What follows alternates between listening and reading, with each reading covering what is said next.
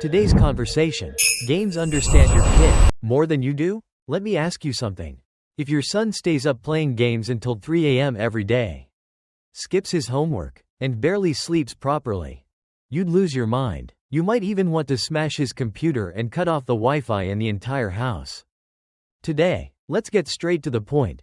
How video games have changed your child. No. The real question you should be asking is this. Why do video games understand your son better than you ever could? What does it mean? Why can video games keep him up until 3 a.m. without a problem, yet he can't sit at his desk for even 10 minutes when you ask? Isn't that strange?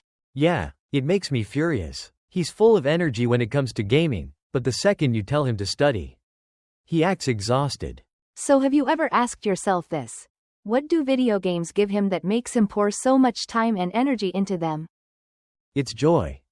Wrong. You think gaming is just fun. He can lose over and over again in one night, get flamed by teammates, get insulted by opponents, and he still keeps playing. Is that what you call joy? Yeah. I've noticed he gets angry a lot when he's gaming.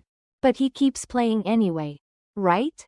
The more he loses, the more he wants to keep going. Weird, isn't it? Yeah, I honestly don't understand it at all. If gaming were just about fun, he would quit after losing once. So why does he keep going? Because games give him something real life rarely gives. Certainty. Certainty? Really? Let me give you an example to make it clearer. Why do you scroll Instagram every single day? To relax. To watch good content. Right. But not every video is good. Sometimes you scroll through 10 just to find one decent one. Exactly.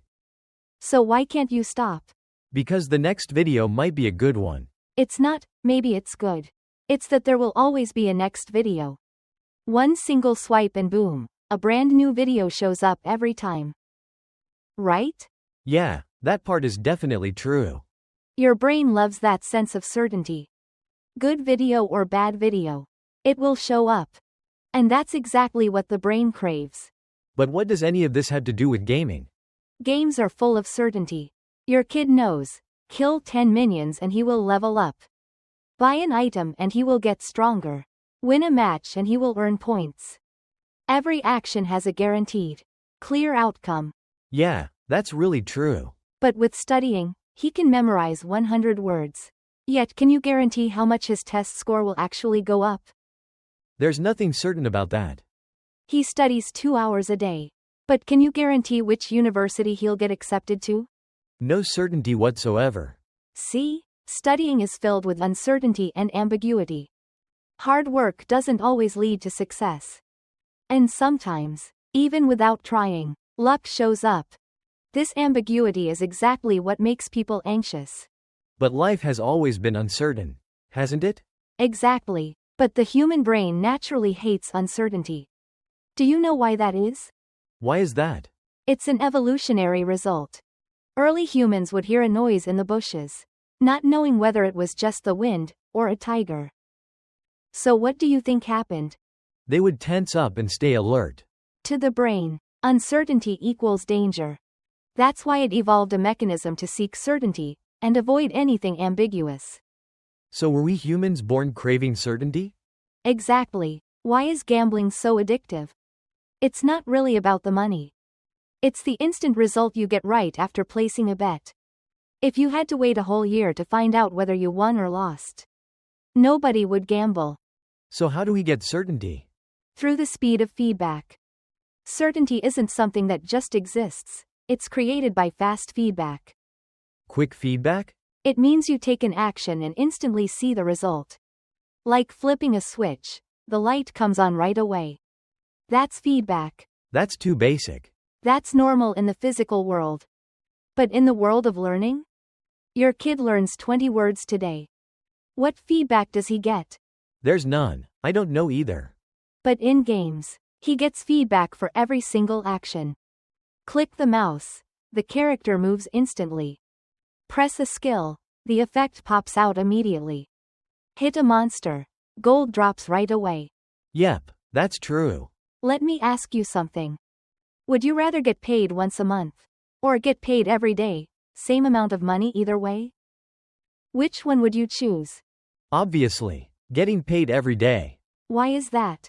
Because seeing progress every day is way more motivating. That's the power of instant feedback.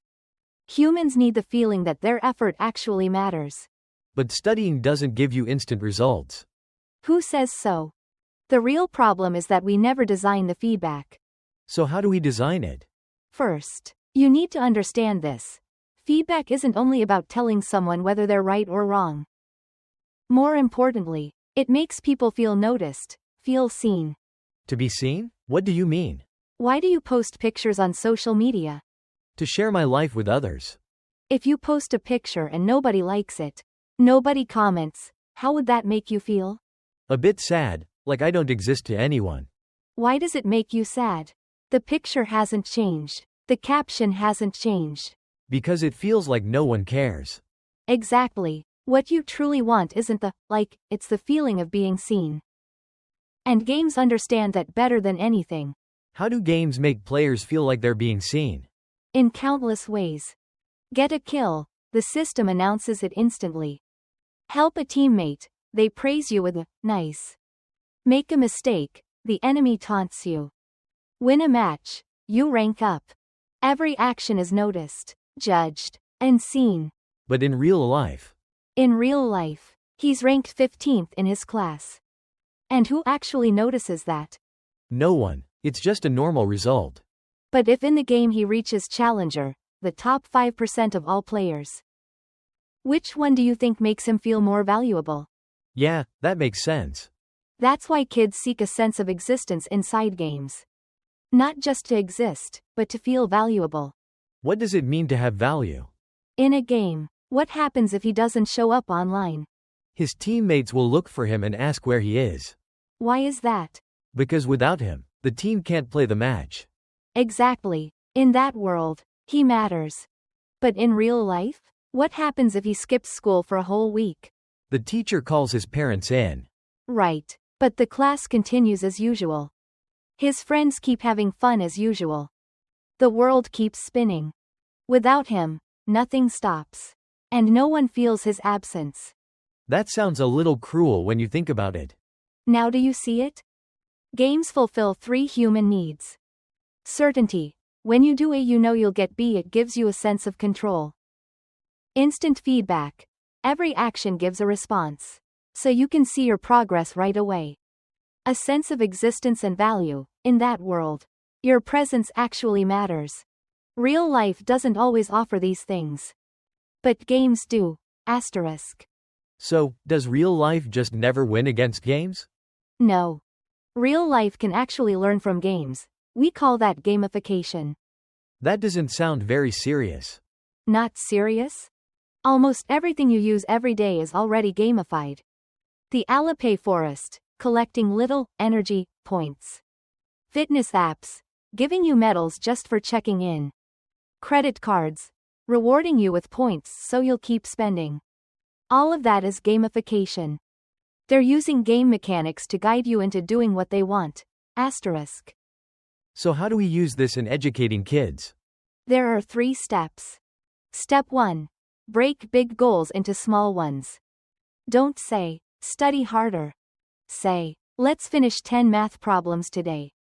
Simple, clear, and doable. Step 2. Give feedback right away. When they finish, praise them immediately. Not the empty kind, but something like, hey, today you were 5 minutes faster than yesterday. That's real progress. Let them feel that you actually notice their improvement. Step 3. Make them feel needed. Hey, can you teach mom this word? You're better than dad at this. Learn together like teammates. Help them feel important, not like a burden. Asterisk. Doesn't that feel a little too intentional? So, is getting paid at your job too intentional? Is your boss giving you a bonus too intentional? They're all just rewards meant to guide behavior. Games simply take that system to the extreme. So, does that mean we should teach kids to play games? No. What we should teach them is to think like a game designer. To take the things they should do and make them feel interesting. If you had just one thing to say to parents who are worried, what would it be? Don't ask. Why don't you quit games? Ask. Why don't you love real life? When real life becomes as exciting as a game, no one wants to run away from it. Your job isn't to turn the game off, it's to design a more interesting life. So, what does design actually mean here? Asterisk, it means making the child feel seen. Feel acknowledged. Feel that their life has meaning. And if real life doesn't give them that, they'll go look for it in the virtual world. So does that mean I should play games with my kid? Not just play. Think with them. Break things down with them. Learn how the game works together. When you start speaking their language, when you stand beside them as a teammate, not across from them as an enemy, that's when the magic shows up. Life is already tough enough. So why not turn it into a game they actually enjoy playing? Asterisk asterisk.